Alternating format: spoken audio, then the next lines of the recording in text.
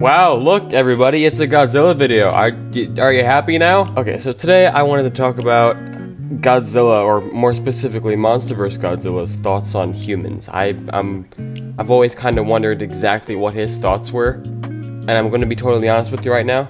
I couldn't really find any specific answers. So this is going to be more of a personal interpretation of mine than an actual exact specific answer that I could find.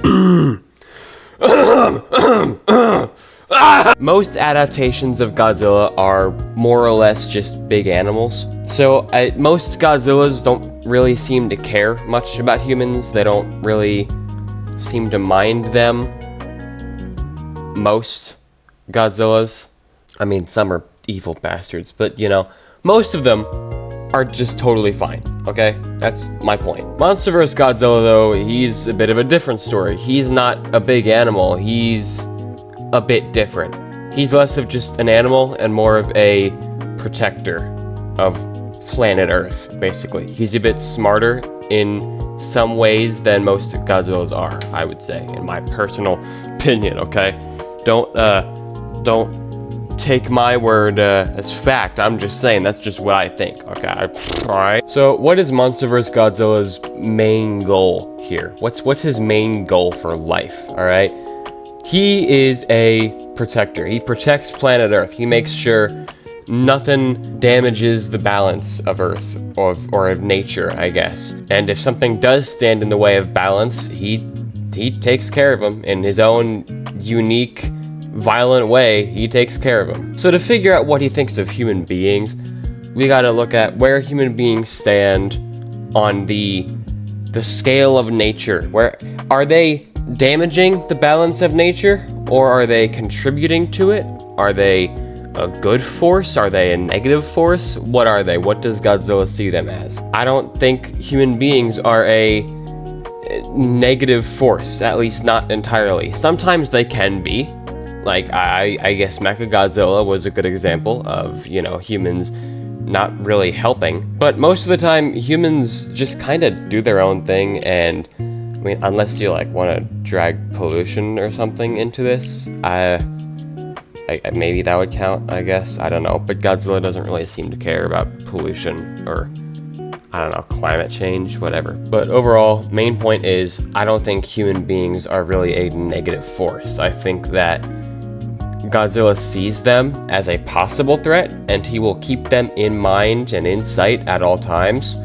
But, you know, until they do something like Mechagodzilla, until they, you know, try to take him off the throne and, you know, do his job for him, as soon as they become a threat to his reign or a threat to the planet and its balance, then he really won't have any problem with them.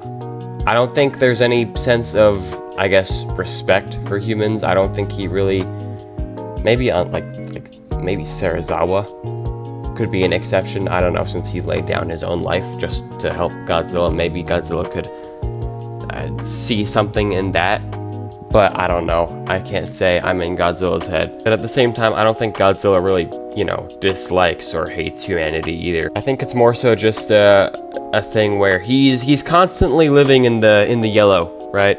Godzilla's always in the yellow. He's not overly aggressive or at least he wasn't always overly aggressive or violent. You know what, I take that back. Thank you, Adam Wingard, for never mind.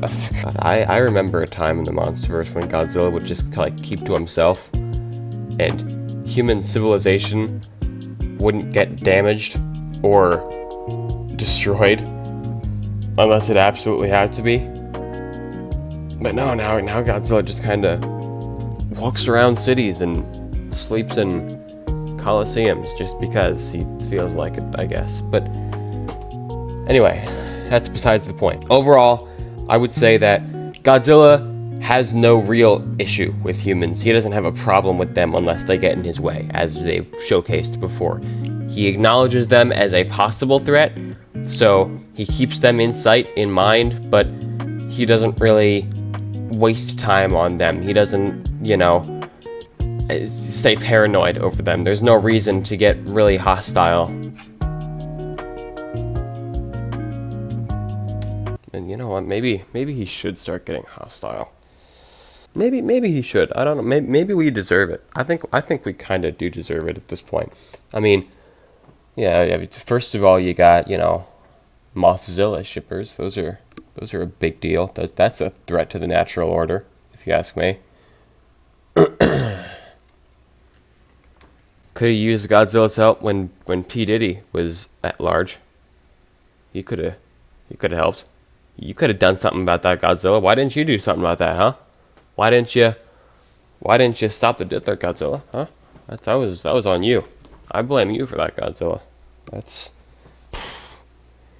You had the power to stop him, and you didn't do it. This is why Zilla is better, actually, than Godzilla, because Zilla did try to stop Diddy before we even knew about it. That he did. He tried to stop him. He tried to. He blasted Diddy with fire. He broke into what was it, in an apartment building or something? He tried to stop Diddy. He tried to do it. And he came close, but Diddy got away. Godzilla, he didn't do anything though. He didn't even try. He never even came close to trying. He just kept making bank, starring in all these movies. How does it feel, Godzilla, being this big Hollywood star? You're known for how destructive you are, and sometimes you save the world, but when it really counts, you don't save the world. But the knockoff, the wannabe Zilla that everybody clowns on, he almost came close to being a bigger hero than you could ever be. He came close, and if he did it, man, it's always Godzilla's fault. It's always him. It's always his fault. It's always his fault. He's always a hero for the camera, but when it really counts, it's not. He's nowhere to be found. What am I doing? I should just end the video. I should just end the video. All right, yeah, I'll see you people in the next video. I'm bringing back YouTube Shorts next week. By the way, I stopped doing those for a while, but I'm bringing them back now. So, all right, bye guys.